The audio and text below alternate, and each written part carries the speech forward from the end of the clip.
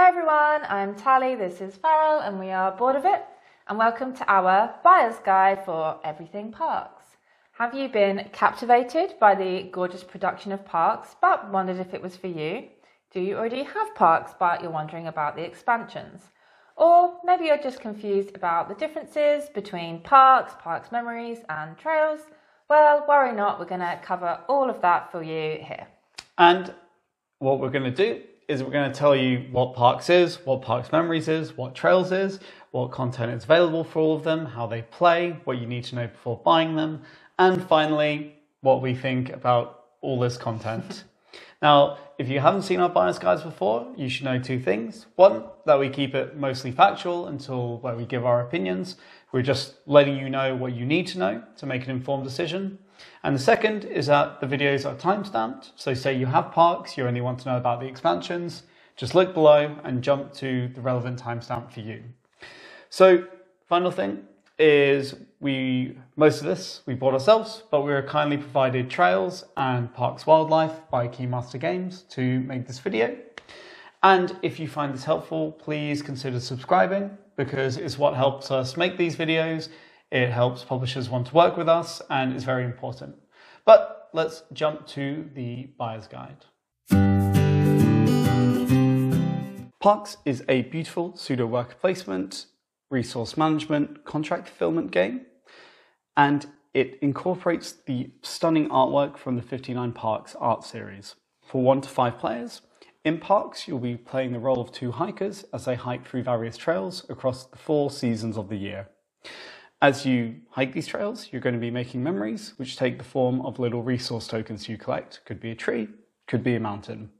At the end of that trail, you'll be able to turn them in to visit a national park, and this will provide you with victory points. So the more national parks you visit, the more victory points you get. Parks was designed by Henry Audubon and published by Keymaster Games. It first came to Kickstarter in early 2019 and was fulfilled later that year to high praise. And a lot of this acclaim went towards the physical components and the stunning artwork. Parks is currently the 125th best board game of all time and 16th best family board game of all time on BGG. And it also has 2 expansions, Nightfall and Wildlife, which were released in 2021 and 2022 respectively.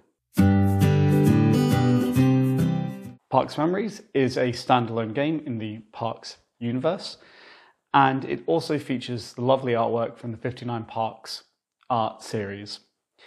This is a twist on classic matching games, and it was designed by Carl Key for 2 to 8 players. As such, you're going to have a grid of face-down tiles, you're going to be flipping them over and trying to collect pairs. But there are a few little powers you can use to spice things up and kind of make the gameplay a little different from the very classic ones you remember. Trails is the 3rd standalone game in the Parks universe, and this was released directly to retail in 2021. It is essentially a more accessible and transportable version of Parks due to the lowered complexity and the shorter playtime. Now, very similar to Parks, 1 to 4 players are going to be taking a hike and they're going to be visiting iconic sites and national parks in the US. They're going to be observing wildlife, gathering wilderness badges and collecting resources. Trails was also designed by Henry Audubon and of course published by Keymaster Games. In Parks you have 2 hikers which begin on the trailhead tile. The trail is made up of several tiles, each one having a different action that you can take. On their turn, players will go back and forth, taking it in turns to move one of their hikers, and it doesn't matter which one. The hikers can go to any tile, but they always have to move in one direction towards the trail end, so they can never go backwards. Hikers can also never occupy the same tile as another hiker, including your own, unless you flip over your campfire token. Once all of the hikers, have reached the end of the trail, then they'll loop back around to the trail head, a new tile gets added to the trail and repeat until the game ends after the 4th round.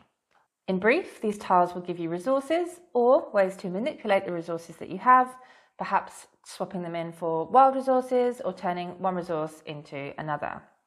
Your goal is to gather these resources, and then at trail end, you'll turn them in to visit parks. Each park has a specific resource cost associated with it, and once you pay that, you'll take that park card and it's going to get you between 2 and 5 points.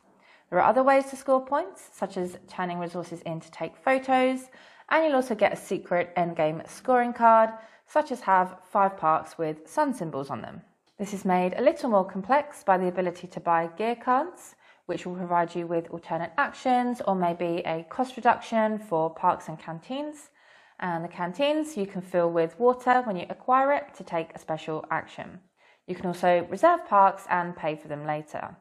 There's also going to be a different season card in play each round, which will alter the gameplay in some way and also provide bonus resources along the trail.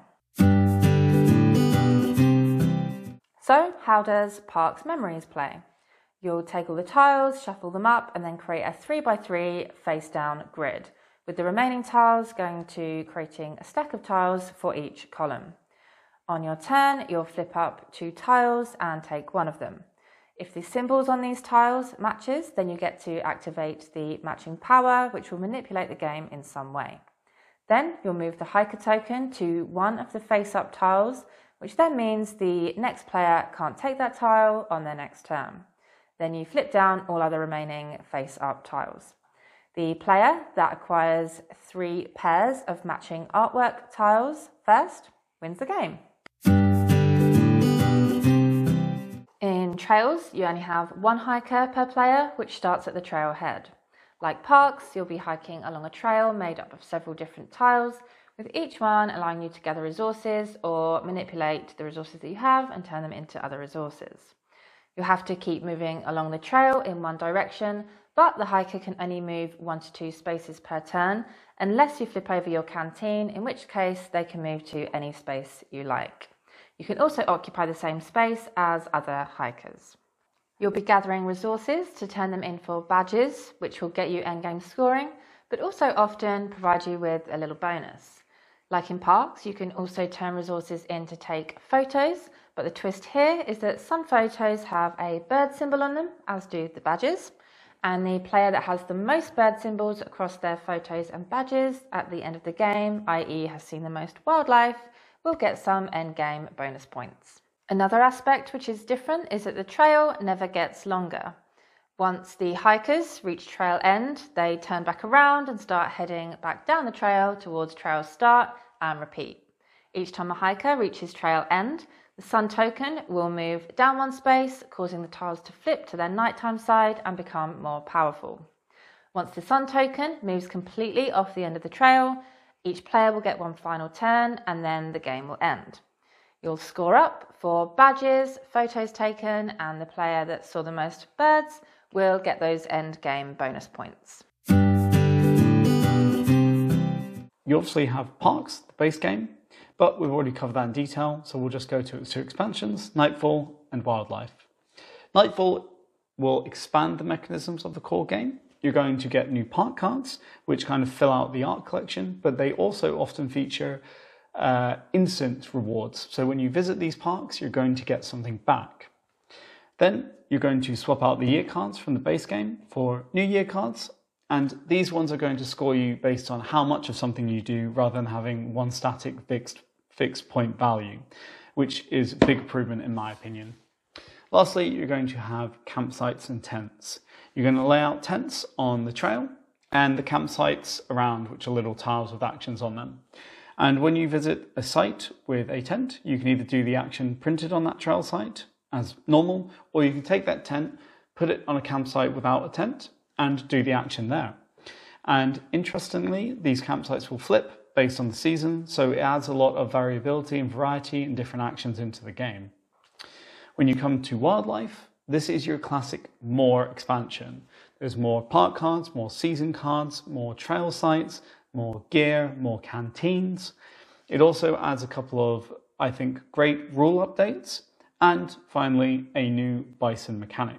I know I've got your interest with that one. So the way the bison mechanic works is it's going to sit on a park in the park row, and you can no longer reserve that park, you can only visit it. But before or after you visit it, you can trade one of your resources for a wild resource. And This obviously makes it a bit easier, makes you more able to buy different parks or perhaps that park.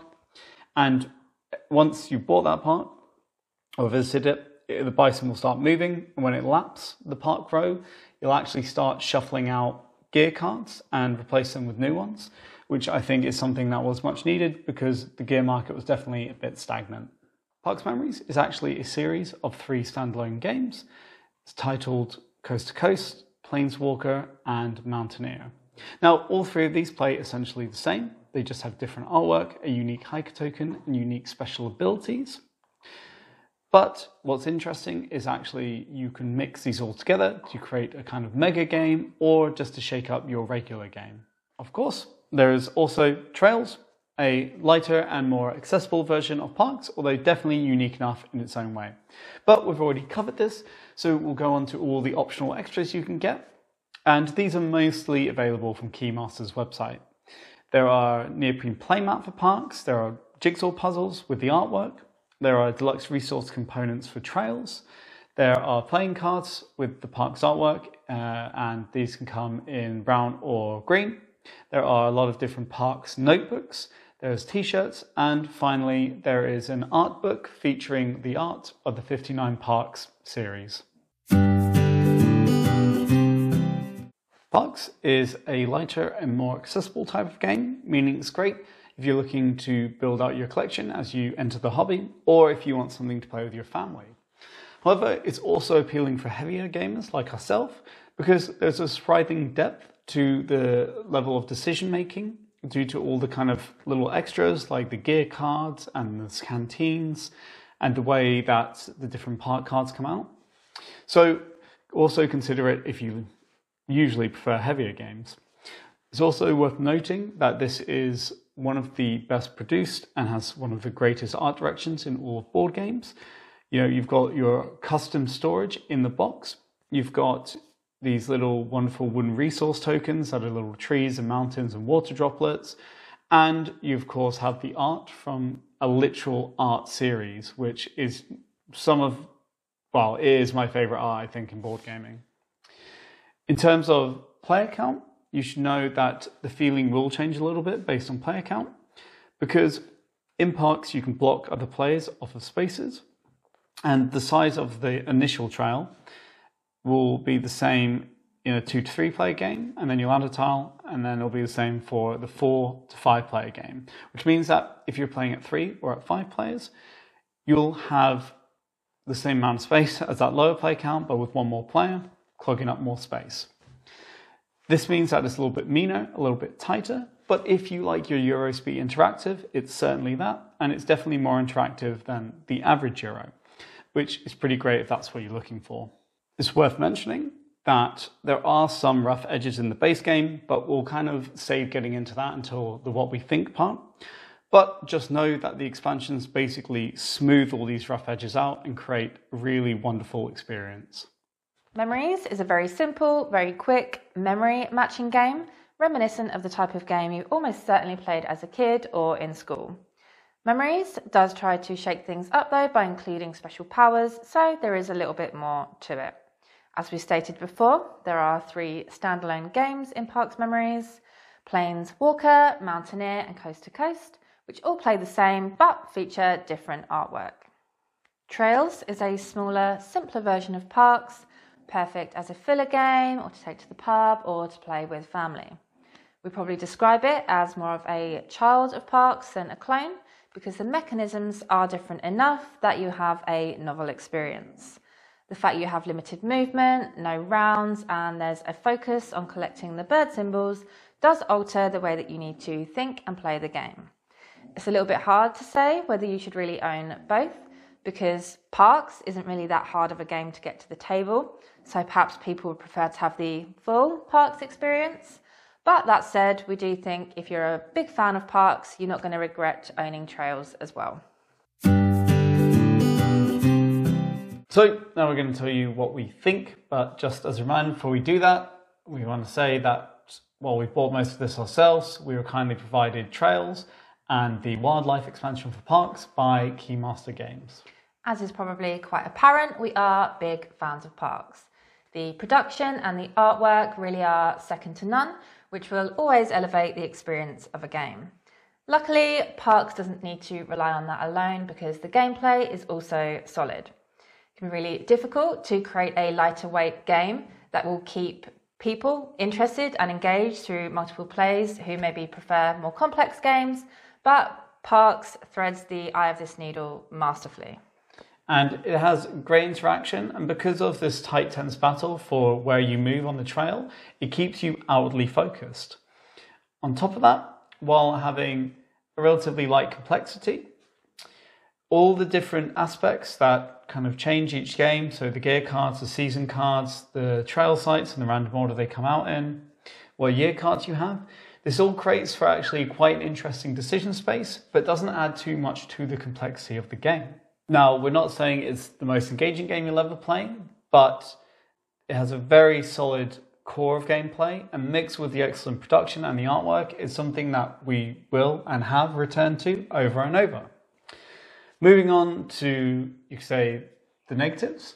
I think it's accepted that Parks isn't a perfect game, the base game, and probably the biggest issue people have is with the year cards, where you're basically scoring, and it will say get 6 parks with suns on them, right? Or 5 parks with suns, and you get 2 or 3 points for that.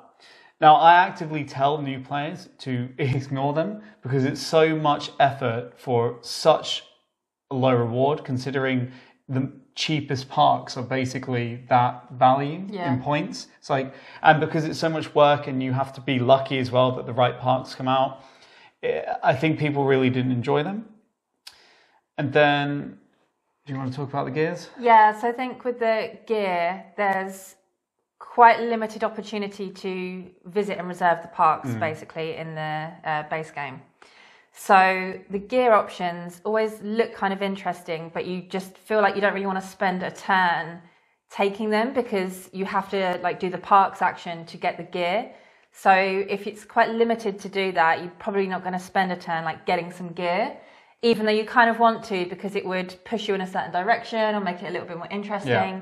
So that's a bit of a shame. Like I don't really buy gear in the base game, so it's just like a whole thing, like element of it just kind of sat there with no movement, right? Yeah. And the marketplace is static, so unless someone takes one, it doesn't get replaced. Yeah.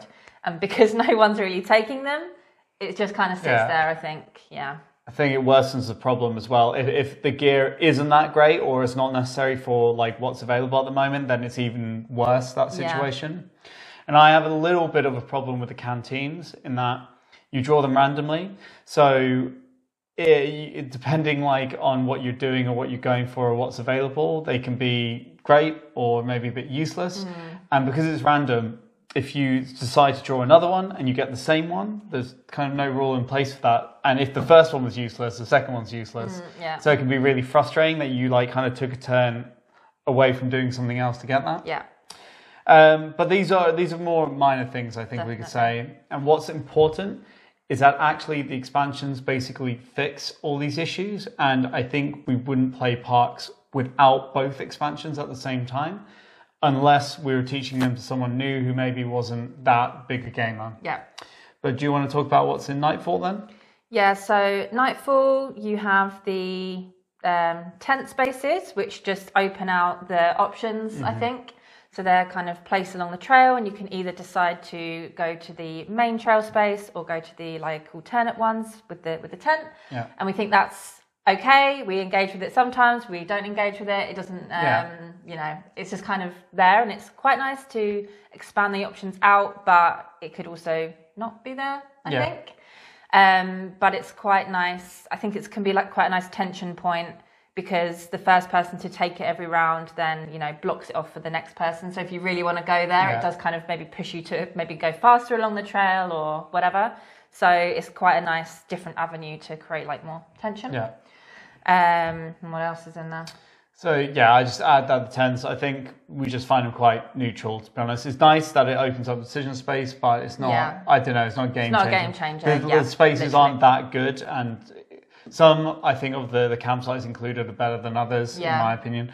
But What I do like is that it adds a new space, which is another thing that Nightfall adds, New Year cards. And these New Year cards replace the year cards we said about in the original game, the ones that are really hard to do and static. Here, it'll be like, oh, for every 3 suns you have on parks, get 2 points or something. So then it gives you points based on how well you're doing something and how much you do of it, which is far better, and it allows for higher scores and you feel more fulfilled about that. But there's always a campsite space that lets you draw new cards. So it's actually quite a viable strategy to kind of get a few of these, because then you can get like quite a few points coming in. Yeah. I quite like that, how it changes it up. Yeah, and there's also new parks cards, right? Yeah. Which some of them give you like an instant bonus. So you could have a choice of, you know, two parks maybe from the base game, which, you know, you pay your resources for, get you points. But some of the ones from the Nightfall expansion will get you like an instant wild resource or something like that. So just again, like opens things out, and different decision to make to whether you go for a static one, which is maybe more points, or one that gives you an instant bonus. Yeah, because it's interesting, because like some of them might give you gear, for example. Yeah. And then it's like, oh, well, even though this one's maybe only 2 points or something, but then I can get that gear and it makes it easier to get more cards in the future, and it's like nice in that way. Yeah. That, like you say, it opens it up. Yeah. So then we'll come to wildlife. And this, as we said, is a more stuff expansion, but I think it improves the game in several ways. So all the new park cards it's just more park cards, except the difference now is they include like wild tokens as cost. So you need to pay with a wild token. So that's kind of new, but it doesn't really change much. Yeah. But then it adds basically more of everything, more trail sites, which is really cool. And I think the new action spaces are really interesting. Yeah, so one of them is to do the parks action, basically, right? Yeah. But it's always in there. there. No, that's not the new one, sorry. That's just one of the rule changes. Oh, right, so it's always in there, yeah. So the new actions actually can't... Yeah, so the one I used now. quite a lot last time is there's one where you can trade a photo for like one of every resource, like the normal resource is not wild. That's quite interesting, because like it's quite hard to get, say, mountains and trees, right? And then to get like one of everything just for a photo, it's like, ooh. Yeah. Because you're kind of giving up victory points you have now. Yeah. In hope. And it's the one where you can do the action of where another hiker is from that as well. No, that's in I like that one. The base one where you spend the water, yeah. Oh, maybe I'm thinking of something else then. There's definitely a new one that's similar to that. There's a new one. I think there's a new one that lets you do the action of a site that no one's on. Okay, yeah, I think that's what I'm thinking of. Yeah, yeah, like because then I think that's really interesting, because you have to almost predict where you think someone else might go, right? And if you really want to do an action that you think someone else might go to, you've got to race to that space to do the action of an empty space, and then if someone moves onto it, it's super annoying. So I think that's quite, again, like another point of tension in a way. Yeah, that's good. But I think the trail sites are nice, and then you have more of everything. You have more gear cards, you have more season cards, more canteen cards, which are all like interesting. I think they're all definitely things that shape up the game in good ways. And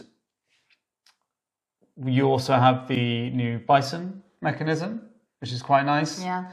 Where, I said that's fun. Yeah, where it sits on the park card, and it's just nice because it changes up the gameplay a little bit, I think, in a good way. And it's nice that it allows you to change your token into wild before you go. So it might make that park easier to buy. But also when it moves, it's going to start recycling the gear cards, which was, again, a problem we said about earlier.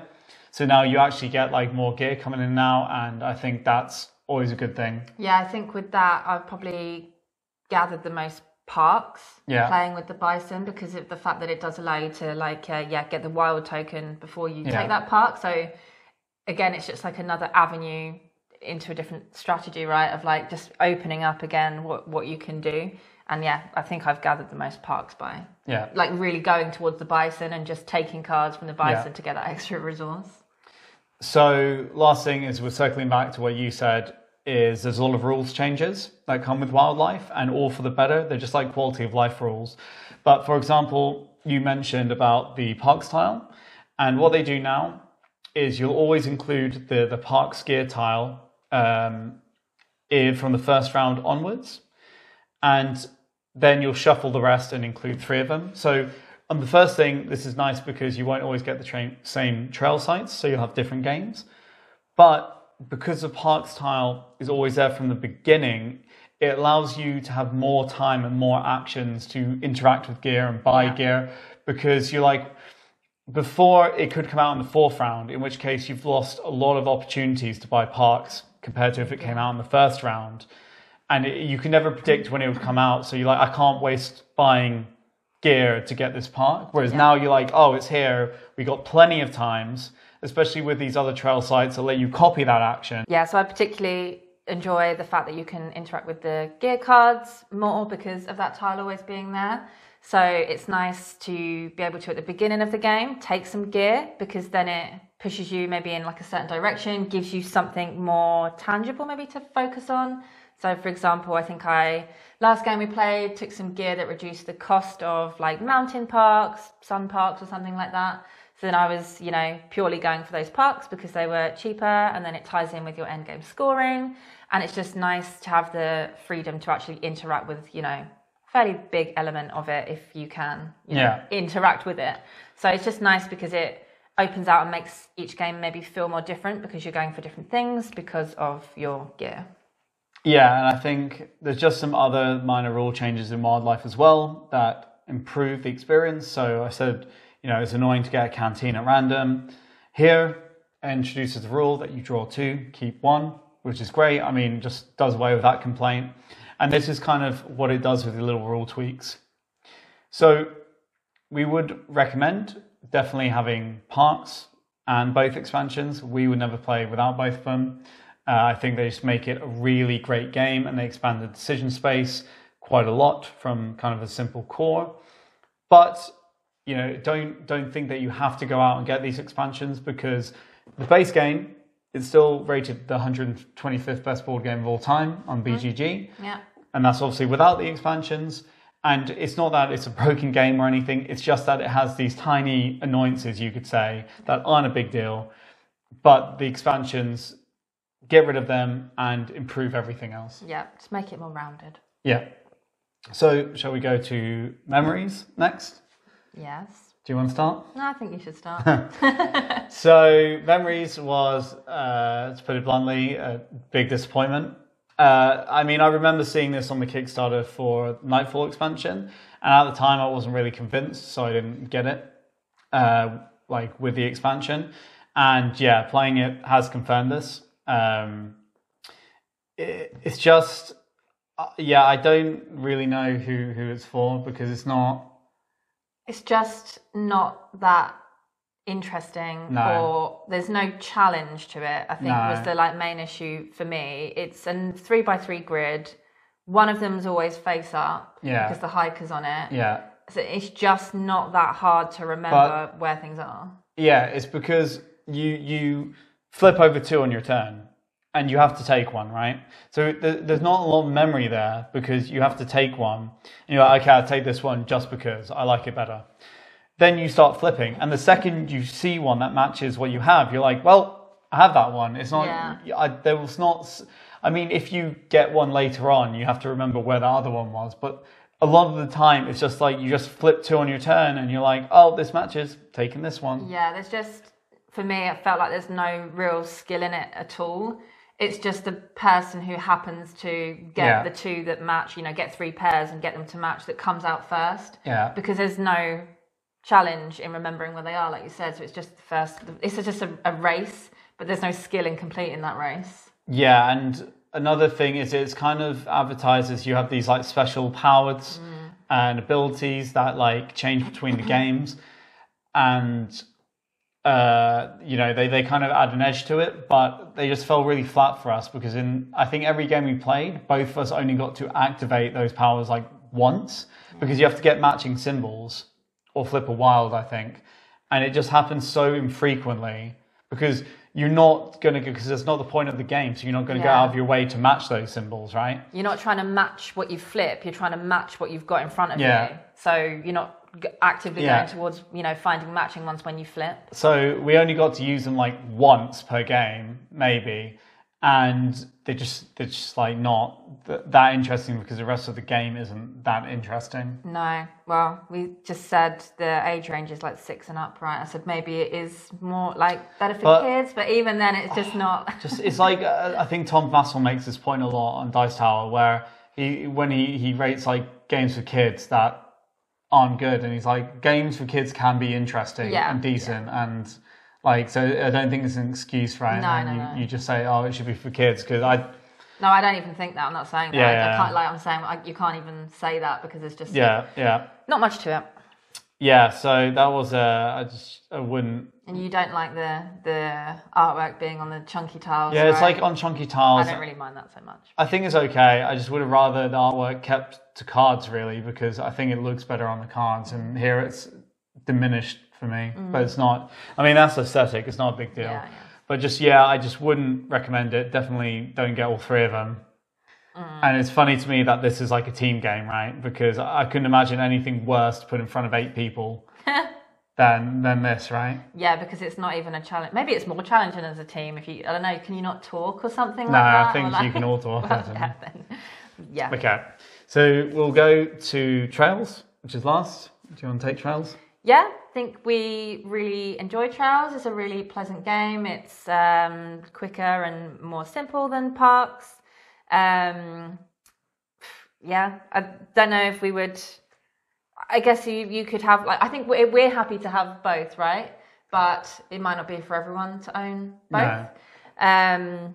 Arguably, the scoring is maybe more interesting because you get the badges at the end rather than just Parks, and they can all be a little bit more variable in what you score for. Yeah, some will score for like having the same type of other badges. Some will score for this. It's a bit more interconnected with what else you collect, whereas the Parks are just the Parks. But I think it's really, I really like Trails. I think it's quite pleasant. I think it's really nice. I just don't know. I think if you love Parks and everything Parks, you wouldn't regret having it. I don't know if you'd need to get it if you already have Parks, because I think for our part, being heavier gamers, we would always rather play like Parks and the expansions because it gives us the most gameplay. Whereas with Trails, it's great, but Parks isn't hard to get to the table. Yeah. So I wouldn't pick Trails ever over Parks. No. But Trails, is great, probably better for bringing to the pub and like introducing to friends or showing it to family. It's very portable. It's obviously in this where is it? This one. Much more portable than this. So I guess that's what it has going for it. It's like travel Parks. Yeah. But also, key point, it's like far cheaper than Parks as well. I think the difference in price is bigger than the difference in gameplay, you could say, between the base games. So I think that's something considering as well. I guess the thing is as well, obviously a big part of Parks is the really beautiful prints and artwork, which you don't have in Trails. At all. So that's, But the gameplay is different enough and it's interesting. So it's kind of, how much do you want to go in on it? What works better for you? Do you want something quick and light or something a bit longer and more complex? Yeah, exactly. Yep. So I think that's everything we have to say on Parks. Yes. So thank you for watching. We hope it was helpful. Please consider subscribing if this was helpful or informative in any way. It really does mean a lot to us. It's very important to us. And of course, if you have any questions about anything Parks, please ask us. But again, thanks for watching, and we'll see you next time. Bye.